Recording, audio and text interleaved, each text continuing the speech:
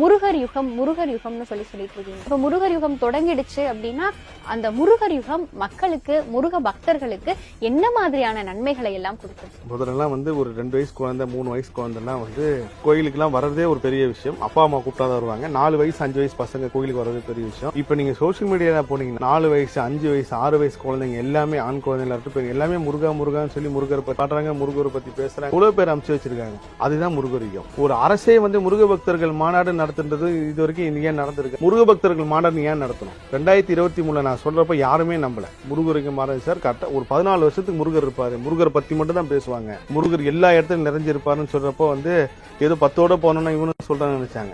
இப்ப வர கூட்டமா இருக்கட்டும், இப்ப முருக பக்தர்கள் மாநாடா இருக்கட்டும், ஜப்பான்ல இருந்து பழனி முருகரை தேடி வராங்க. ஏன் அவங்களுக்கு தெரியாத அங்கேயே அவ்வளவு பெரிய சக்தி இருக்கு? நம்மளே உலகத்திலேயே மிக சிறந்த புத்திசாலின்னு சொல்றோம்ல, ஜப்பான் சைனால இருந்து ஒரு முருக பக்தர் திருச்செந்தூருக்கு வந்திருக்காருங்க. பிரபலமான ஒரு இன்டர்நெட்